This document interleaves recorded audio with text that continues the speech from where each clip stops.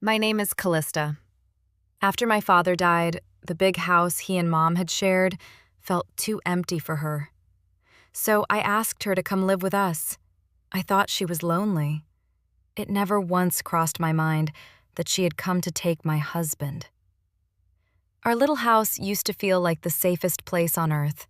Everett and I had built every part of it together, sanding the floors until our hands blistered, painting the walls a soft sky blue, planting the garden one sweaty weekend after another. It wasn't fancy, but it was ours, and every corner held laughter and music and the smell of coffee in the mornings.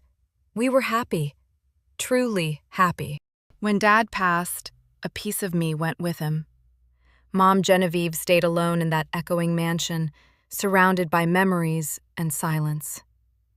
Every time we talked on the phone, I could hear the ache in her voice. "Callista," she'd say, "the quiet here cuts like a knife." My heart hurt for her, so I told her to move in.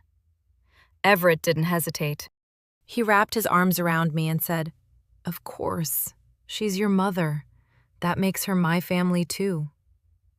I remember feeling so lucky that day. I had the kindest husband in the world. I really believed we could heal her together. The first weeks were beautiful. Mom brought life back into the house. She cooked like she used to when I was little. Chicken soup that tasted like childhood, warm bread, peach cobbler that made the whole kitchen smell like summer. Everett would close his eyes and moan, "Genevieve, this is the best thing I've ever eaten." She would laugh, a real laugh that reached her eyes, and I would watch them and feel proud. Our garden exploded with color. Deep red roses, tall golden sunflowers that turned their faces to the light. Mom had always had magic in her hands when it came to growing things. Everett started standing at the window just to watch her work. One afternoon, he said almost to himself, "Your mother is something else." I smiled and agreed. I thought it was sweet. I thought we were lucky. I was wrong. It happened so slowly, I almost missed it. The way dusk creeps in and you don't notice the light is gone until the dark has already swallowed everything. It started with little jokes I wasn't part of. I'd walk into the kitchen and find them laughing over something I hadn't heard. I'd ask what was funny, and Everett would shake his head, still smiling. "Nothing, just something your mom said." Mom would give me a quick smile and change the subject. They had their own secret language, and I was on the outside looking in. Then the evenings changed. Mom loved walking at twilight. I usually came home tired from work and just wanted to sit. Everett used to sit with me. We'd watch a movie, talk about nothing, hold hands on the couch. But suddenly, he started going with her. "I'll walk with your mom," he'd say, kissing my forehead. "You rest, babe." It sounded so thoughtful. I told myself he was being a good son-in-law. They'd be gone for hours. When they came back, their cheeks were flushed and their eyes bright, like they'd been running or laughing too hard. I'd be waiting on the couch, the house quiet and cold behind me. When they walked in, the air felt warm again, full of their energy, and I felt like a ghost. One night, I said, "I'll come too. I need some air." Everett looked surprised. Mom's smile flickered. "Are you sure, sweetheart? You look exhausted." I said I was sure. The walk was awful. No one spoke. The easy teasing that usually floated between them was gone. I walked beside Everett. Mom walked a little ahead. 3 people, 2 separate worlds. There was a wall between us. I couldn't see, but could feel cold and solid. After that night, I never went again. My birthday came in the middle of summer. Everett always made it special. Pancakes with blueberries, flowers on the table, a little gift wrapped in brown paper. This year, he still did all those things. He gave me a pretty silk scarf. It was nice, but his eyes weren't in it. Later, we had cake. Just the three of us. Mom had baked it. 3 layers, perfect frosting. After we sang, Everett slid a small box across the table to her. Mom's eyes went wide. "What's this?" "Just a thank you," he said softly. "For being here. For making this house feel bright again." She opened it. Inside was a silver locket, delicate and expensive, way more expensive than my scarf. Mom gasped. "Everett, it's beautiful. You shouldn't have."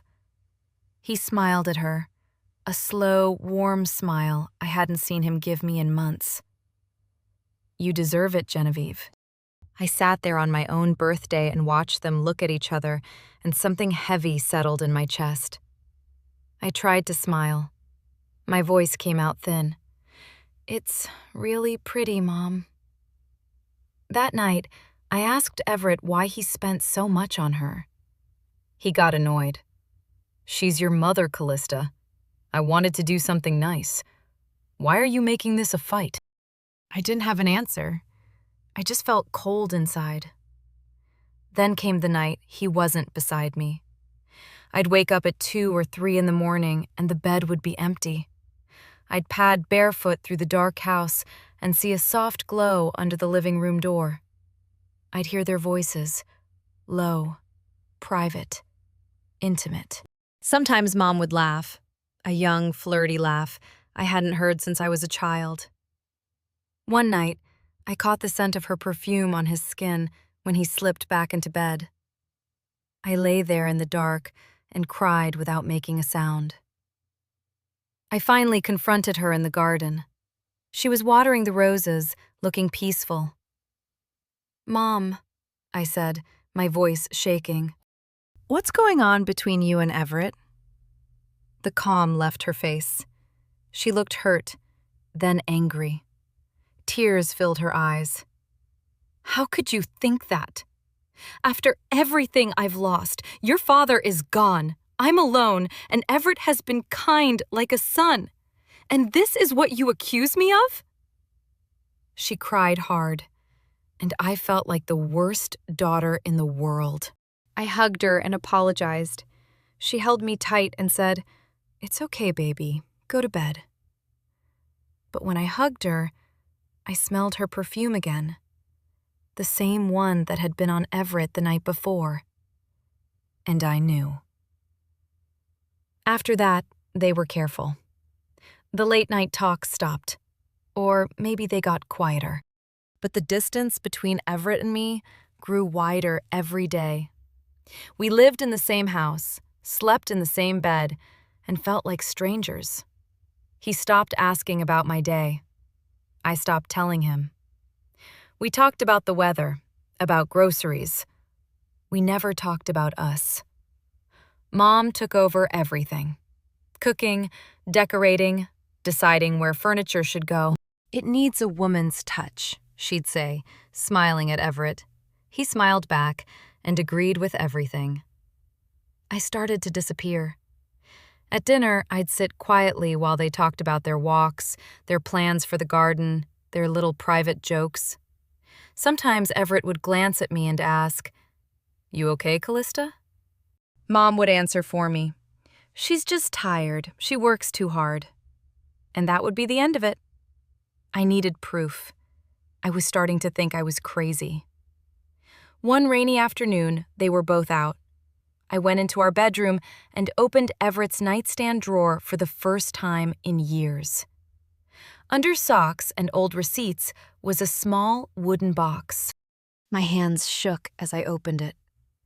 Inside was a letter in his handwriting. "My dearest Genevieve," he wrote about her eyes, her laugh, how alive he felt with her. He called me a good person, but still a girl. He said she had shown him what real love felt like. He ended with, "I don't know what to do, but I know I can't live without you." I sat on the floor in the sound of the rain and read it over and over until the words stopped making sense. Then I folded it, put it in my pocket, and waited. When they came home, I was sitting in the living room. I asked them to sit. They saw my face and knew. I didn't scream. I didn't cry. My voice was very calm. "Everett," I said, "are you in love with my mother?" He couldn't look at me. "Mom," I said, "tell me the truth." She started crying. "It's not what you think. It's complicated." "It's not complicated," I said. I placed the letter on the coffee table between them. I read this. It seems pretty clear. The room went still. The clock on the wall kept ticking, counting the end of everything. Everett finally spoke, barely above a whisper. "I'm so sorry, Callista. I never meant to hurt you." Mom said, "We never meant for this to happen. I was so lonely, and he was so kind." I looked at the two people I loved most in the world and felt ice spread through my chest. "Mom," I said, "I want you to leave tonight." She looked up, shocked. "Where will I go?" "That's not my problem anymore." Then I turned to Everett. "You two, I need you gone." They didn't fight. They packed in silence. Mom tried to hug me at the door. I stepped back. She whispered, "I love you, Callista," and walked out into the dark. Everett stood there a moment longer. "I'll always love you," he said.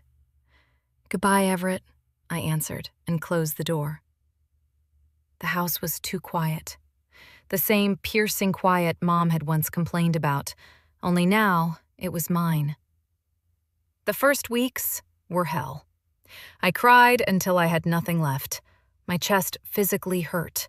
I couldn't eat, couldn't sleep. I thought I would die from the pain. But I didn't. Slowly, so slowly, the sun came back. I painted the living room a bright, defiant yellow. I ripped out every rose Mom had planted and sowed wildflowers that didn't need anyone's permission to grow. I called my friends. They sat with me, listened to everything, brought food, held my hand, made me laugh when I thought I'd never laugh again. I started painting again, big, messy canvases full of color. I walked alone at twilight and learned to love the quiet. It wasn't lonely anymore. It was peaceful. One day, Everett called. We met for coffee. He looked older, smaller. He told me it was over between them, that it had been a terrible mistake born out of grief and weakness. He begged for another chance. "I forgive you," I said, "but I can't go back. That Callista is gone, and so are we." Mom wrote me a long letter full of apologies. I haven't answered it yet. Maybe one day. Maybe not. My life is different now. It's quieter, simpler, but it's mine. I am stronger than I ever knew I could be. The pain didn't kill me. It carved me into someone new. Sometimes I still miss the family I thought I had. Then I walk into my yellow room, look out at my wild garden dancing in the wind, and I feel peace settle over me like warm sunlight. I'm okay. I'm going to be more than okay. The sun rises again. It always does. And one day it will rise for you too. Just keep going. One breath, one morning, one wildflower at a time. You are stronger than you know. Thanks for listening to my story. If you liked it, hit that subscribe button for Learn English by Stories. Drop a comment and tell me where you're listening from.